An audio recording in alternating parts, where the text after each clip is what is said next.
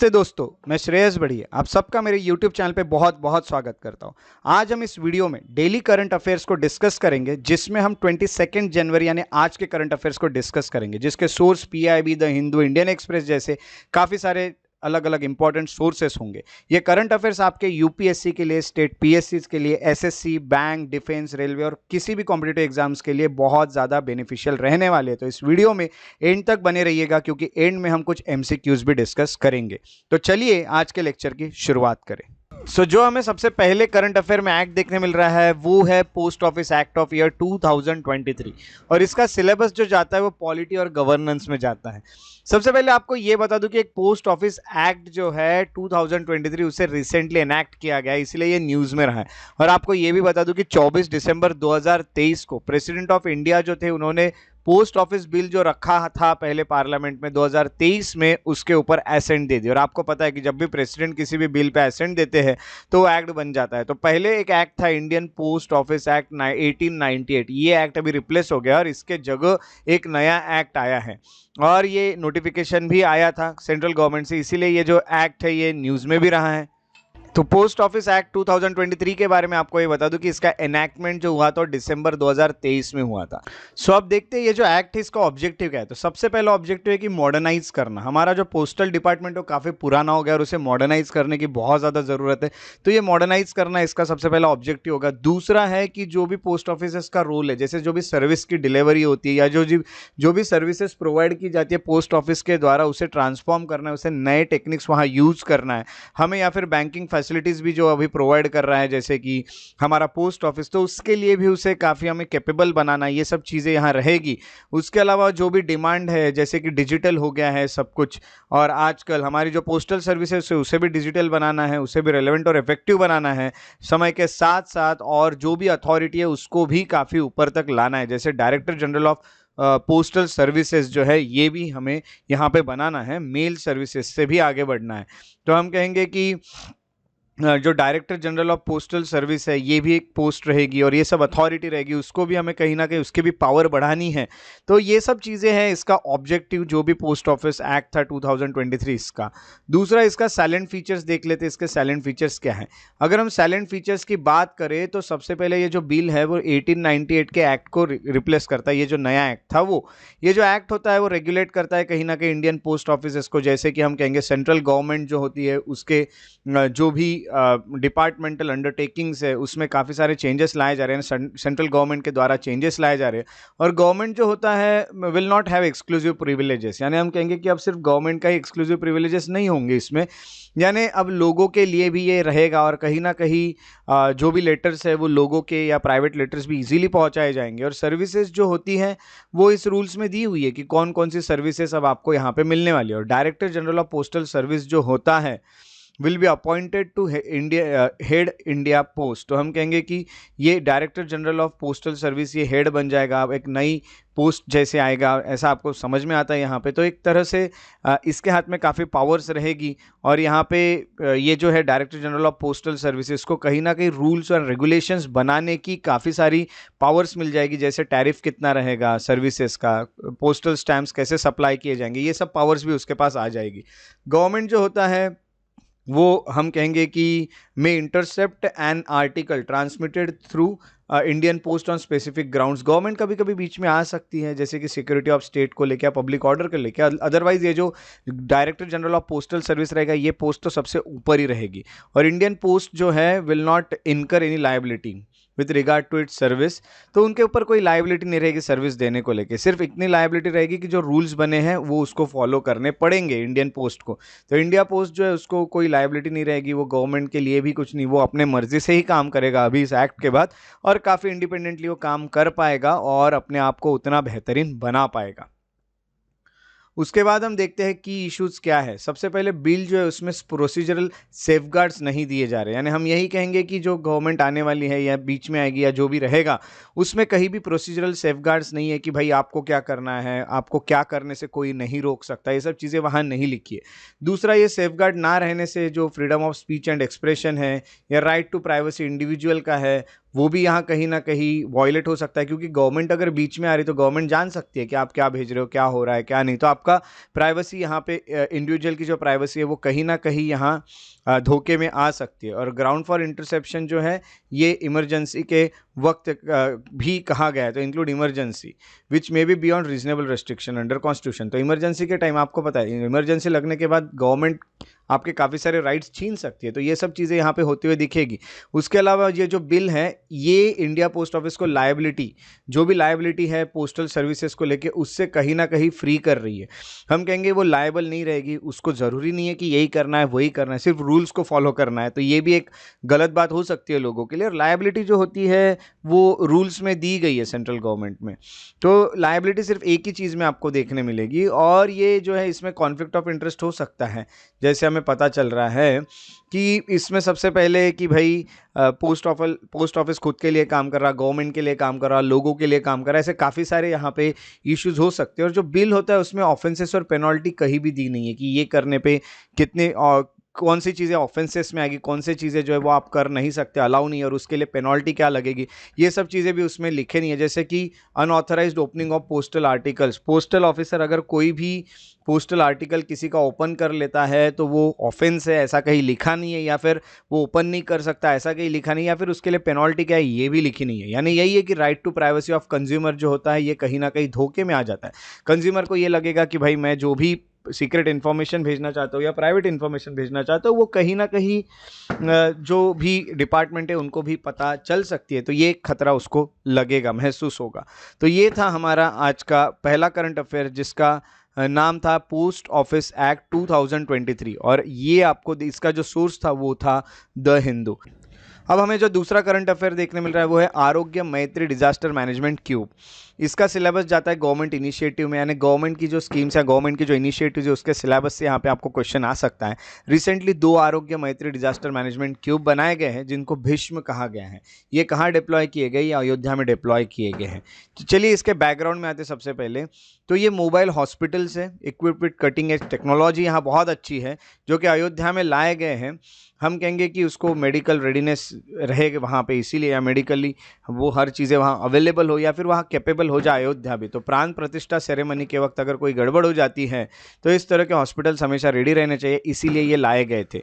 तो ये जो क्यूब है, ये इनिशिएटिव जो है, ये प्रोजेक्ट भीष्म इसका नाम था। भीष्म यानी भारत हेल्थ इनिशिएटिव फॉर सहयोग हित एंड मैत्री, ऐसा है। तो यही है कि 200 कैजुअलिटीज जो होती है उसको ये ट्रीट कर सकता था एक साथ, ये आपको पता चलता है। रैपिड रिस्पांस ले सकता है, कॉम्प्रिहेंसिव केयर भी यहाँ पे मिल सकती थी।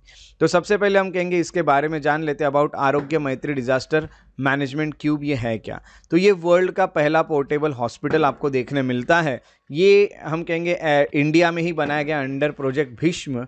उसके अलावा यहाँ पे हम कहेंगे कि 72 डिटैचेबल मिनी क्यूब्स है इसमें, ठीक है। तो इसमें जो भी है, या फिर हम कहेंगे कि यहाँ स्टेशन है फॉर इमरजेंसी रेस्पॉन्सेस, या फिर यहाँ पे लोग काम कर रहे हैं काफ़ी सारे, तो हम कहेंगे 72 डिटैचेबल मिनी क्यूब्स इसमें देखने मिलेंगे आपको, जहाँ एक एक में कुछ लोगों को रखा जा सकता है। एड क्यूब जो होते हैं इसमें काफ़ी सारे टूल्स हैं जिससे हम कहेंगे डिजास्टर रेस्पॉन्स, अगर कोई भी गड़बड़ हो जाती थी प्राण प्रतिष्ठा के टाइम तो तुरंत मेडिकल सपोर्ट लोगों को मिल सके।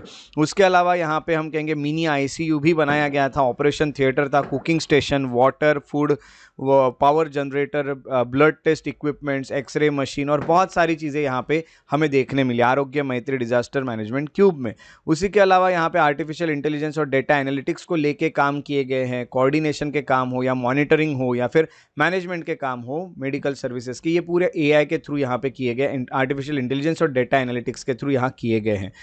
तो यहाँ पे एक और चीज़ आपको बता दूँ कि अगर यहाँ पे कभी भी मास कैजुअलिटी इंसिडेंट्स हो जाते हैं तो यहाँ पे जो रिक्वायरमेंट्स रेंज है, जैसे कि हम कहेंगे बेसिक लेवल से लेके तो एडवांस मेडिकल या सर्जिकल केयर भी यहाँ पे मिल सकता था। और आपको ये बता दूं कि जो एड क्यूब है वो तुरंत यहाँ पे 12 मिनट में काम करेंगे, इतना उसको फास्ट बनाया जाएगा। तो ये जो क्यूब होते हैं ये वाटर प्रूफ है, लाइट भी यहाँ पे प्रोवाइड की जाएगी, या फिर काफ़ी सारी चीज़ें यहाँ पे आपको प्रोवाइड किए जाते हैं, अलग अलग कॉन्फ़िगरेशन।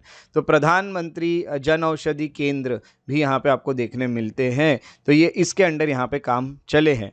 तो हम कहेंगे कि ग्राउंड ट्रांसपोर्टेशन भी है यहाँ पे, यानी तुरंत तुरंत काम चलेंगे, यहाँ से एक जगह से लोगों को दूसरी जगह ले जाने के लिए भी काफ़ी सारी फैसिलिटीज़ अवेलेबल है। तो यहाँ मेडिकल इक्विपमेंट्स है, जैसे RFID tag, efficient repacking and redeployment, तो जितने भी फास्ट हो सकता है क्यूब में वहाँ डिप्लॉय किया जाएगा, उतने फास्ट काम किया जाएगा। और ये जो भीष्म करके एक सॉफ्टवेयर भी है, उस पर ये काम कर रहा है, जिसमें टैबलेट्स भी यहाँ पे आपको कौन सी लगनी है कौन सी नहीं, ये भी तुरंत तुरंत क्विकली सब काम हो जाएंगे, और मॉनिटरिंग भी अच्छे से चलेगी, और एक्सपायरी जो है वो भी यहाँ पे बताई जाएगी कितनी है। तो काफ़ी अच्छा एक भीष्म करके हमें देखने मिल रहा है मोबाइल हॉस्पिटल्स। तो इसका सिग्निफिकेंस यही है कि जितना भी है क्विकली काम हो सकते थे, तो क्रुशियल टाइम पे जब भी लोगों को ज़रूरत पड़ती है प्राइमरी केयर से लेके तो जो भी डेफिनेटिव केयर है वो सब यहाँ पे आपको मिल जाएगी, और काफ़ी सारी ज़िंदगियाँ यहाँ पे इमरजेंसी के समय पे बचाई जा सकती हैं। तो इस तरह से ये रहा है दूसरा करंट अफेयर, दैट इज आरोग्य मैत्री डिजास्टर मैनेजमेंट क्यूब, जो कि आपका जिसका सोर्स आपको मिलता है PIB, प्रेस इंफॉर्मेशन ब्यूरो। तीसरा जो करंट अफेयर है ये काजीरंगा नेशनल पार्क और टाइगर रिजर्व को लेके, जो कि ज्योग्राफी के सिलेबस में जाता है। रिसेंटली 2 मैमेलियन स्पीसीज जो होता है वो काजीरंगा नेशनल पार्क और टाइगर रिजर्व में ऐड कर दिए गए हैं। यहाँ पे आपको ये बता दूं कि एक होता है इलिजिव बिंटुरंग, और सेकंड जो है वो है स्मॉल क्लॉव ऑटर। ये दोनों को यहाँ पे ऐड किया गया है। ये मैमल्स होते हैं। आपको कमेंट सेक्शन में लिखना है कि मैमल किसे कहा जाता है। तो राइनो के हैबिटेट में ये डाला गया है, ये आपको पता चलता है। आपको पता है काजीरंगा जो है वो राइनोसेरस के लिए काफ़ी फेमस है। ये मैप में आप काजीरंगा देख सकते हैं। तो काजीरंगा के बारे में कुछ इन्फॉर्मेशन ले लेते हैं। ये मैप में यहाँ पे आपको काजीरंगा दिखेगा आसाम में। तो चलिए काजीरंगा के बारे में कुछ इन्फॉर्मेशन ले लेते हैं। सबसे पहले काजीरंगा की अगर बात करें तो इसका लोकेशन है आसाम में होने के साथ साथ काजीरंगा जो है ये काफ़ी एक बड़ा नेशनल पार्क है, जो नॉर्थ ईस्टर्न पार्ट में है देश के। डिस्ट्रिक्ट आता है गोलाघाट, और नौगांव डिस्ट्रिक्ट आसाम स्टेट में। इसको 1904 में बनाया गया था। इसको नेशनल पार्क 1974 में डिक्लेयर किया गया था। धीरे धीरे इसे टाइगर रिजर्व भी डिक्लेयर किया 2007 में। बाद में वर्ल्ड हेरिटेज साइट भी बना दी गई यूनेस्को द्वारा। 1985 में ये बना दी गई थी, यानी आफ्टर नेशनल पार्क बनने के बाद इसको वर्ल्ड हेरिटेज साइट भी डिक्लेयर कर दिया गया था UNESCO, United Nations educational, scientific and cultural organization के चलते। ये एक इंपॉर्टेंट बर्ड एरिया भी यहाँ पे है। यहाँ पे बर्ड लाइफ इंटरनेशनल सोसाइटी जो है, इन्होंने यहाँ पे एक इंपॉर्टेंट बर्ड एरिया करके भी डिक्लेयर किया है, क्योंकि यहाँ काफ़ी सारे बर्ड्स माइग्रेट होके आते हैं, या फिर वही के हैं काफ़ी सारे बर्ड जिन्हें हमें ख्याल रखना है। उससे अलावा ये जो है ये ब्रह्मपुत्रा रिवर के बैंक में सिचुएटेड है, और यहाँ बिग 4 स्पीसीज रहते हैं। Rhino, elephant, royal Bengal tiger और एशियाटिक वाटर बफेलो, ये जितने भी ह्यूज स्पीसीज है ये आपको यहाँ देखने मिलते हैं। ये नेशनल हाईवे नंबर 37 इससे पास होता है, और दिफ्लू रिवर जो होता है इसके अंदर से बहती है। Tropical moist mix deciduous forest आपको देखने मिलते हैं। तो ट्रॉपिकल फॉरेस्ट है और मॉइस्ट है, यानी यहाँ पे आपको पता चलेगा कि रेनफॉल अच्छा होता है अब नॉर्थ ईस्ट होने के कारण। तो मिक्स्ड डेसिडियस फॉरेस्ट भी है कुछ, जो पतझड़ करते हैं, यानी अपने पत्तों को वो शेड करते हैं, अपने ट्रीज अपने लीव्स को शेड करते हैं एक सीजन में, वो वाले ट्रीज यहाँ पे देखने मिलते हैं। ट्रॉपिकल सेमी एवरग्रीन फॉरेस्ट भी देखने मिलते हैं। बड़े बड़े ग्रासेस हो, ओपन जंगल हो, शॉर्ट ग्रासेस हो, सब कुछ आपको यहाँ पे देखने मिलता है। काजीरंगा नेशनल पार्क काफ़ी फेमस एक नेशनल पार्क है। तो ये एक न्यूज़ में रहा, क्योंकि इसमें 2 स्पीसीज ऐड किए, वो दोनों स्पीसीज के नाम अच्छे से आपको याद रखने, और इसका जो सोर्स था वो था द हिंदू। चलिए अब उसके बाद का करंट अफेयर पढ़ते हैं, जो कि है चंद्रयान 3 के बारे में, और इसका सिलेबस जाता है साइंस एंड टेक्नोलॉजी में। रिसेंटली नासा का एक स्पेसक्राफ्ट है वो सक्सेसफुली पिंग किया गया है इंडिया चंद्रयान 3 पे। हम कहेंगे लैंडर ऑन द मून, जो हमारा लैंडर था उस पर पिंग किया गया है। अब हुआ क्या है, अकॉर्डिंग टू नासा का ऐसा कहना है कि एक लेजर बीम जो है वो ट्रांसमिट की गई और रिफ्लेक्ट की गई है। कहाँ से? उनका एक LRO है, that is lunar reconnaissance orbiter, और हमारा जो विक्रम लैंडर है उनके बीच से एक लेजर बीम को ट्रांसमिट किया गया, रिफ्लेक्ट किया गया। पहली बार ऐसा हुआ है लूनर सरफेस में, यानी मून पे। तो इसीलिए चंद्रयान 3 जो है ये न्यूज़ में आ गया। तो चंद्रयान 3 के बारे में हमें जानना होगा, अब न्यूज़ में है। तो सबसे पहले चंद्रयान 3 जो होता है ये सक्सेसर है चंद्रयान 2 मिशन का। चंद्रयान 2 के बाद, सेकेंड के बाद चंद्रयान 3 को भेजा गया, और ये सक्सेसफुली लॉन्च किया इंडिया ने। इसका लॉन्च व्हीकल जो है वो मार्क 3 था, LVM3, ये आपको यहाँ पे देखने मिलता है। इसी के अलावा इसको लॉन्च कहाँ से किया गया, सतीश धवन स्पेस सेंटर से इसे लॉन्च किया जाता है, श्रीहरिकोटा आंध्र प्रदेश से।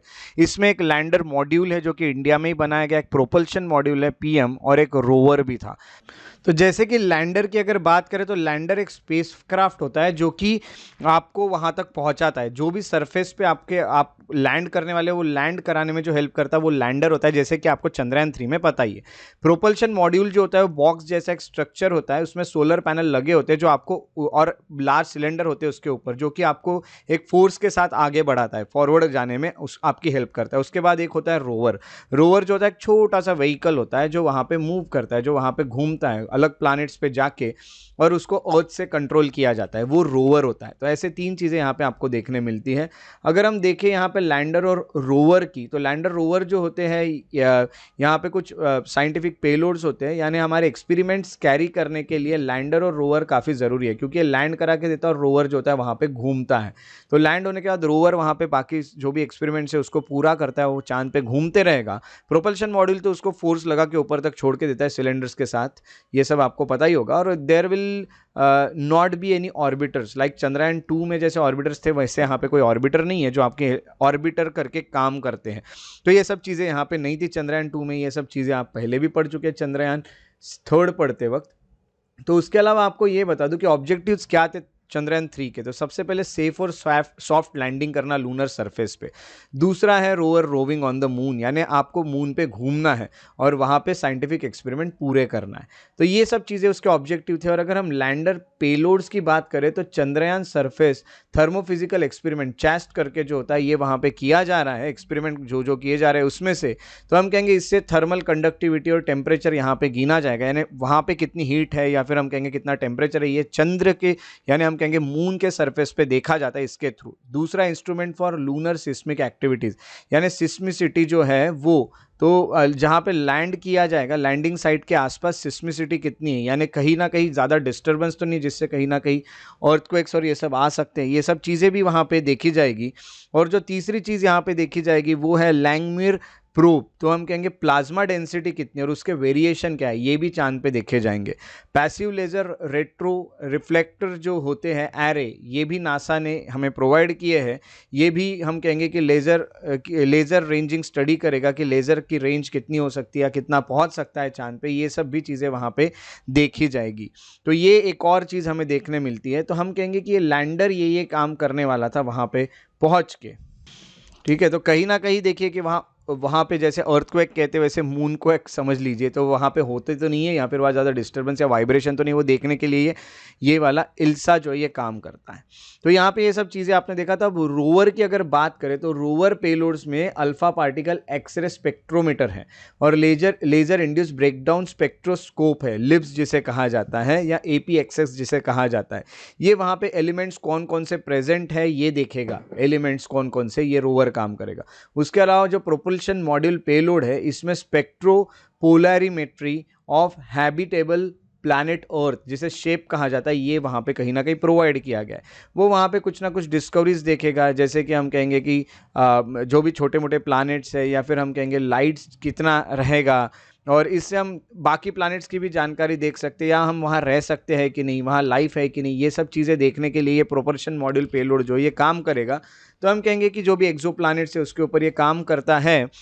और अब ये काम करेगा मून पे, तो मून पे ये देख सकता है कि प्रेजेंस ऑफ लाइफ या वहाँ पे हम रहने लायक है कि नहीं, ये प्रोपल्शन मॉड्यूल पेलोड में हमने भेजा हुआ है। तो ये सब चीज़ें अच्छे से आपको याद रखनी है। तो इस तरह से हम कहेंगे नासा के कहने की वजह से चंद्रयान 3 जो एक और बार न्यूज़ में आ गया और उसे हमने फिर से एक बार रिवीजन की तरह स्टडी किया, और ये जो करंट अफेयर था इसका सोर्स था द हिंदू।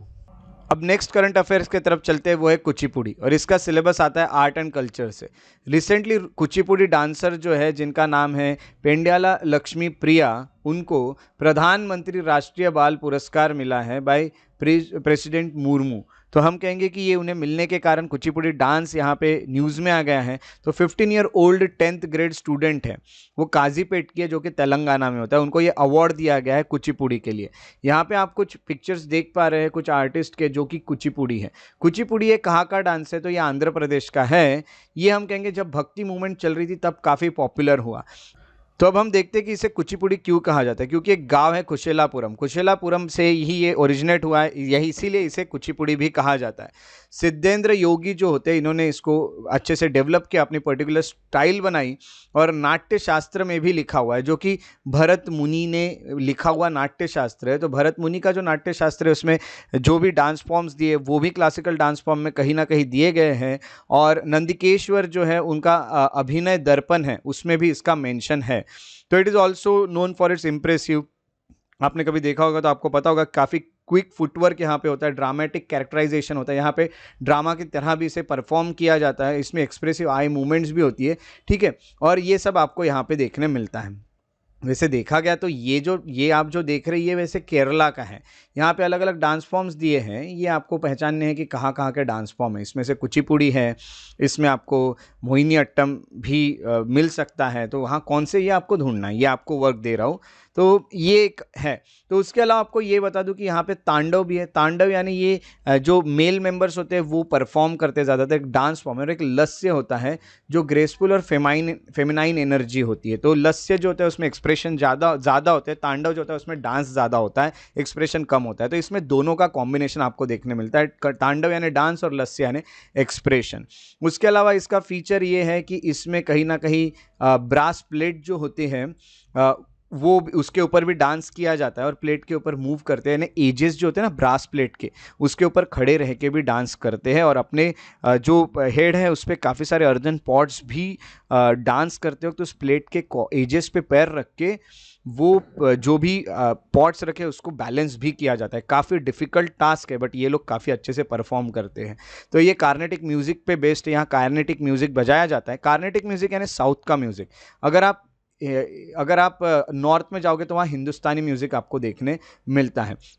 कुचिपुड़ी जो होता है वो सोलो भी परफॉर्म किया जाता है, डुएट भी परफॉर्म किया जाता है, दो लोग भी परफॉर्म करते हैं, सोलो यानी अकेले भी परफॉर्म करते हैं, या फिर ग्रुप में भी इसे प्रेजेंट किया जाता है। ये एक डांस ड्रामा है, यहाँ पे डांस भी होता है और ड्रामा भी आपको देखने मिलता है। तो क्लासिकल डांसेस जो होते हैं जो अब तक गवर्नमेंट ऑफ इंडिया ने रिकॉग्नाइज किए वो कौन कौन से, ये आपको बता दूं कि भरतनाट्यम है जो कि तमिलनाडु का है, कथक है नॉर्थ इंडिया का यानी कहेंगे यूपी, उसके अलावा हम कहेंगे केरला का कथकली, कुचिपुड़ी जो है वो आंध्र प्रदेश का, ओडिसी जो है वो ओडिशा का, सत्रिया जो है वो आसाम का, और मणिपुरी जो है वो मणिपुर का। तो इस तरह से कुचिपुड़ी आज हमारा न्यूज़ में रहा, क्योंकि राष्ट्रपति ने एक पुरस्कार दिया, एक अवार्ड दिया है एक 10th के लड़की को, जो कि बहुत क्लासिकल आर्टिस्ट है, ओके, तो जिनका नाम है लक्ष्मी प्रिया। तो ये जो सोर्स था इसका वो था PIB, that is press information bureau. अगला जो करंट अफेयर हमें देखने मिल रहा है वो है इकोनॉमी से, और ये है फॉरेन पोर्टफोलियो इन्वेस्टर्स को लेके, और इसका सिलेबस जो है जैसे मैंने आपको बताया इकोनॉमी में जाता है, क्योंकि ये इन्वेस्टमेंट और ये सब इकोनॉमी का ही पार्ट है। रिसेंटली हुआ क्या है कि फॉरेन पोर्टफोलियो इन्वेस्टर्स जो होते हैं वो काफ़ी ज़्यादा अब थोड़े से कॉन्शियस हो गए हैं, despite have started the year with robust interest, उनको काफ़ी अच्छे इंटरेस्ट मिले इंडिया के शेयर मार्केट या इक्विटीज़ में, फिर भी अब थोड़ा सा यहाँ पे वो थोड़े टेंशन में हमें दिखाई दे रहे हैं। तो होता क्या है, फ्रॉम बीइंग नेट बायर्स हम कहेंगे, तो वो पहले तो नेट बायर्स थे दिसंबर 2023 में, यानी जो इन्फ्लो हो रहा था, यानी इतना ज़्यादा खरीद रहे थे वो, इंडिया में इतना इन्वेस्ट कर रहे थे कि हम कहेंगे 66,134 करोड़ यहाँ पे कहीं ना कहीं बाय किए गए थे, और फॉरेन पोर्टफोलियो इन्वेस्टर्स जो होते हैं वो नेट सेलर्स बन गए जनवरी 2024 में, यानी वो अपनी इक्विटी जो है वो बेचने लगे, यानी हम कहेंगे कि 13,047 करोड़ रुपीस की यहाँ पे बेच दी गई फर्स्ट 3 वीक्स में। वो जो खरीदे थे, जैसे आप शेयर खरीदते हो और उसे बेच देते हो, तो यहाँ वो लोग इतने नेट सेलर कैसे बन गए, इतना ज़्यादा बेचने कैसे लग गए, जो कि पहले तो इतना इन्वेस्ट करते थे। तो ऐसा हुआ क्या कि उन्हें इतना ज़्यादा टेंशन आ गया, तो इसलिए कहेंगे कि यहाँ पे कहीं ना कहीं कॉशियस हो गए हैं स्टार्टिंग में ही ईयर के। तो हमें ये देखने मिल रहा है तभी जबकि उनको इंटरेस्ट भी अच्छा यहाँ पे मिल रहा था। अब देख लेते हैं कि फॉरेन पोर्टफोलियो इन्वेस्टर्स होते कौन है। तो फॉरेन पोर्टफोलियो इन्वेस्टर, जैसे नाम से पता चल रहा है फॉरेन, तो ये इन्वेस्ट करते हैं मार्केट में, इन्वेस्ट करते हैं फंड्स जो अपने वो मार्केट में अपने घरों के बाहर, यानी अपने घरों के बाहर, वो अपने देश के बाहर वो इन्वेस्ट करते हैं, तो उन्हें फॉरेन पोर्टफोलियो इन्वेस्टर कहा जाता है। टिपिकली इक्विटीज़ हो गए यानी शेयर मार्केट में हो गया, या कुछ बॉन्ड्स खरीदते हैं या म्यूचुअल फंड्स खरीदते हैं, तो इस तरह से इन्वेस्ट करते हैं, बट अपने देश के बाहर इन्वेस्ट करते हैं। It does not provide the investor with direct ownership, financial assets की यहाँ पे डायरेक्ट ओनरशिप नहीं मिलती है, बाकी देश में जाके ये कहीं ना कहीं ओन करते हैं, बाकी देश में इन्वेस्ट करते हैं। तो रिलेटिवली लिक्विड जो है depending on volatility of market, तो कितना लिक्विडिटी रहेगी, यानी लिक्विडिटी यानी क्या कि जल्दी से आपके पास कोई कैश की अवेलेबिलिटी होना, वो कितना रहेगा, ये डिपेंड करता है कि मार्केट कितना वॉलेटाइल है। कभी कभी मार्केट में जो शेयर की वैल्यू एकदम ज़्यादा कम ज़्यादा होने लगती है तो वो मार्केट ज़्यादा वॉलेटाइल होने लगता है। तो ऐसे वक्त हम कहेंगे कि कमाई कम ज़्यादा ये आपको देखने मिल सकती है। तो एग्जाम्पल जो एफपीआई के वो है stocks, bonds, mutual funds, exchange trade funds हो गए, या अमेरिकन डिपॉजिटरी रिसिट्स हो गई, ग्लोबल डिपॉजिटरी रिसिट्स हो गई। ये सब एग्जाम्पल है कहीं ना कहीं फॉरेन पोर्टफोलियो इन्वेस्टमेंट्स के। और एफपीआई जो होता है it is a part of countries capital account. तो ये जो एफपीआई होता है, फॉरेन पोर्टफोलियो इन्वेस्टर्स होते हैं, ये कंट्री के कैपिटल अकाउंट का पार्ट बनते हैं। आपको पता ही होगा कैपिटल अकाउंट क्या होता है। तो हम कहेंगे कि जो कैपिटल अकाउंट है उसका वो कहीं ना कहीं पार्ट है देश के, और ये बैलेंस ऑफ पेमेंट में भी देखे जाते हैं। बैलेंस ऑफ पेमेंट यानी उतना है कि कितना हमारे पास आ रहा है और कितना हमारे देश से जा रहा है। फॉर एग्जांपल ले लो कि डॉलर हमारे पास आ रहा है कितना और डॉलर हमारे देश से कितना जा रहा है, जो भी है, क्योंकि ये लोग इन्वेस्ट करेंगे तो ये कहीं ना कहीं हमारे देश में डॉलर भी आते हैं, तो कहीं ना कहीं ये कैपिटल अकाउंट का पार्ट है, ये भी आप कह सकते हैं। तो फॉरेन पोर्टफोलियो इन्वेस्टर, ये फॉरेन कैपिटल अकाउंट और ये सब क्या है, ये तो हम इकोनॉमिक्स में ही डिस्कस करते हैं। जैसे कि अब हम करंट अफेयर्स पढ़ रहे हैं तो यहाँ पे मैं आपको कुछ चीज़ें बता रहा हूँ, बट कैपिटल अकाउंट क्या होता है ये अगर आप पता करना चाहते हैं तो आपको एनसीईआरटीज़ के मैंने कुछ वीडियोज़ है वो मैंने अपलोड करके रखे हैं, वो आपको देखना पड़ेगा या फिर उसको जानना पड़ेगा, क्योंकि यहाँ पे हम इकोनॉमिक्स तो पढ़ना डायरेक्टली स्टार्ट नहीं कर सकते, बट मैं आपको बता सकता हूँ कि ये फॉरेन पोर्टफोलियो इन्वेस्टर्स जो होते हैं ये कैपिटल अकाउंट का पार्ट है, और वो कहीं ना कहीं हमारे देश में जो बाहर से पैसा आ रहा है उसका वो पार्ट बन रहे हैं, और हम डॉलर में जो कमा रहे हैं। तो ये चीज़ें आपको यहाँ पता चलती है। एडवांटेजेस की अगर बात करें तो इन्वेस्टर्स जो होते हैं वो कहीं ना कहीं एक्सचेंज रेट डिफरेंसेस से यहाँ पे देख सकते हैं, यानी हम कहेंगे कि जो एक्सचेंज रेट में डिफरेंसेस आते हैं, जैसे अभी पकड़ लो कि $1 यानी इंडिया में फॉर एग्जांपल एक लेके चलते हैं कि 82 रुपीज़ अगर हो रहा होगा, तो ये अगर बढ़ जाएगा या फिर यहाँ कम होगा तो उसमें कहीं ना कहीं ये जो डिफरेंस आते जाता है ना, इससे ये अच्छा खासा गेन कर लेते हैं इन्वेस्टर, क्योंकि अब अगर $1 का कल जाके 100 रुपीज़ हो गया तो और अच्छा गेन कर लेंगे वो लोग, तो उनको काफ़ी हेल्प मिलती है इसमें, और इससे कैपिटल भी कंपनी बढ़ा सकती है, और हम कहेंगे कि काफ़ी अच्छा खर्चा भी कर सकते हैं क्योंकि उनके पास पैसे भी आ जाते हैं। तो इन्वेस्टर जो होते हैं वो अपने पोर्टफोलियो को डाइवर्सिफाई कर सकते हैं, उनका कॉन्फिडेंस भी यहाँ बढ़ जाता है, इससे वो इधर उधर और ज़्यादा इन्वेस्ट करने लगते हैं क्योंकि उनको रिटर्न्स अच्छे मिल रहे हैं। तो कहीं ना कहीं बड़े मार्केट के तरफ भी ये लोग जा सकते हैं जहाँ पे लोअर कंपटीशन है, जहाँ ज़्यादा लोग इन्वेस्ट नहीं करते। तो हमारे देश में इकोनॉमिकल डेवलपमेंट भी होता है क्योंकि बाहर से आके कोई इन्वेस्ट करता है और हमारे देश में फॉरेन की जो करेंसी है उसका भी कहीं ना कहीं फ्लो शुरू हो जाता है, तो ये काफ़ी अच्छी बात है। दूसरा डिसएडवांटेज ये है कि इकोनॉमिक टर्मोइल या फिर पॉलिटिकल इंस्टेबिलिटी, कभी कभी इकोनॉमी जो होती है वो इतने अच्छे से काम नहीं करती, या फिर पॉलिटिकल इंस्टेबिलिटी अगर होती है, यानी अगर देख लो कि एक पार्टी जो है वो हमेशा पावर में नहीं है या फिर पॉलिटिकली बहुत ज़्यादा इंस्टेबिलिटी देखने मिल रही है, तो कहीं ना कहीं गवर्नमेंट की स्कीम्स बदलने लगती है, गवर्नमेंट के पॉलिसीज़ बदलने लगती है, जिससे इन लोगों को भी इफेक्ट होता है। तो ये सब तो इंडिया में फ़िलहाल नहीं है, तो काफ़ी अच्छा इनको एक तरह से स्टेबल माहौल मिला हुआ या फिर स्टेबल एक एनवायरनमेंट मिला हुआ है। तो यही है कि एफपीआई जो होते हैं उसका काफ़ी फ्लूइड नेचर है, तो ये कभी बहुत ज़्यादा कमाई करके देते हैं आपको, तो कभी कभी आपको कमाई कम कर देते हैं, तो ऊपर नीचे मार्केट बहुत ज़्यादा हो जाते हैं। तो कहीं ना कहीं ये सब हुआ है, इसीलिए फॉरेन पोर्टफोलियो इन्वेस्टर्स जो होते हैं ये न्यूज़ में रहे हैं, इकोनॉमी का ये पार्ट है। तो इसका सोर्स था फाइनेंशियल एक्सप्रेस। चलिए अब बारी है कुछ प्रैक्टिस एमसीक्यूज को देखने की। सबसे पहले एक तरफ आपको दिया नेशनल पार्क, दूसरी तरफ दिया है स्टेट। पहला है south button island national park और स्टेट है मणिपुर। दूसरा दिया है सिरोही नेशनल पार्क, स्टेट है अंडमान निकोबार आइलैंड्स। तीसरा है नोक्रेक नेशनल पार्क, स्टेट है मेघालय। तो ये इनमें से कितने पेयर्स करेक्टली मैच्ड है आपको ये बताना है कमेंट सेक्शन में। आपको आंसर करने हैं ओनली 1, ओनली 2, ऑल 3 या फिर नन। सेकंड क्वेश्चन जो है वो है काजीरंगा नेशनल पार्क को लेके 2 स्टेटमेंट्स दिए हैं। Kaziranga national park prestigious national park है, इसको नेशनल पार्क डिक्लेयर किया गया था 1974 में। स्टेटमेंट सेकंड है, इसको टाइगर रिजर्व बताया गया था 2007 में। आपको ये बताना है कि कौन से स्टेटमेंट करेक्ट है। तो बोथ स्टेटमेंट्स आर करेक्ट, पहला ऑप्शन कह रहा है। स्टेटमेंट 2 इसका एक्सप्लेनेशन है स्टेटमेंट 1 का, ऐसा कहा गया है। दूसरे इसमें कहा गया स्टेटमेंट 1 और स्टेटमेंट 2 जो है ये दोनों करेक्ट है, स्टेटमेंट 2 ये करेक्ट एक्सप्लेनेशन नहीं है स्टेटमेंट 1 का। तीसरे इसमें कहा है स्टेटमेंट 1 करेक्ट है बट स्टेटमेंट 2 इनकरेक्ट है। फोर्थ इसमें कहा है स्टेटमेंट 1 इनकरेक्ट है बट स्टेटमेंट 2 करेक्ट है। थर्ड क्वेश्चन देखते हैं। थर्ड क्वेश्चन जो है वो है with reference to Kuchipudi consider the following statement. Kuchipudi ये तमिलनाडु से आया है। सेकंड है कि भक्ति मूवमेंट के वक्त ये 4th सेंचुरी एडी में बहुत ज़्यादा बढ़ा। तीसरा है कि इसका नाम जो है वो कुशेलापुरम ये विलेज से आया है। आपको सही ऑप्शन ढूंढना है, 2 only, 1, 2 and 3 only, 1 and 3 only, 3 only. तो ये आपको ढूंढ के इसके आंसर्स जो है वो बता के कमेंट सेक्शन में लिखने हैं। सो अब हम देखते हैं कि 20 जनवरी के जो करंट अफेयर थे उसके मैंने जो क्वेश्चंस पूछे थे उसके सही आंसर क्या है। फर्स्ट का आंसर था ए, सेकंड का आंसर था सी और थर्ड का आंसर था सी। अगर आपको मेरे लेक्चर पसंद आते हैं उन्हें लाइक जरूर करें, शेयर करें और मेरे यूट्यूब चैनल को सब्सक्राइब करके बेल आइकॉन को जरूर प्रेस करें ताकि आने वाले वीडियोस के नोटिफिकेशन आपको मिलते रहे। अगर आप और अपडेट्स चाहते हैं तो मेरे फेसबुक पेजेस को श्रेयस बड़ी और श्रेयस बड़ी इंटरप्रिटेशन को फॉलो और लाइक कर लें। अगर आप मुझसे कोई डाउट डिस्कस करना चाहते हैं, अगर मुझसे कोई भी क्वेश्चन पूछना चाहते हैं तो श्रेयस बड़ी द पीस लवर मेरा इंस्टाग्राम ID, आप इंस्टाग्राम पे मुझे फॉलो करके मुझे मैसेज पे पूछ भी सकते हैं। shreyasbadi@gmail.com पे आप मुझे मेल भी कर सकते हैं और मेरे एकेडमी को भी सपोर्ट कर सकते हैं। इंस्टाग्राम पे मेरे जो प्रोफाइल है एकेडमी का, श्रेयस IAS एकेडमी, उसे फॉलो करके वहां पे आपको और भी इंफॉर्मेटिव वीडियोस और मटेरियल मिलते रहेंगे और फेसबुक पे भी आप उसे फॉलो कर सकते हैं। सो मेरे साथ इस वीडियो में बने रहने के लिए बहुत बहुत शुक्रिया। अपना ख्याल रखें, take care and have a very good day.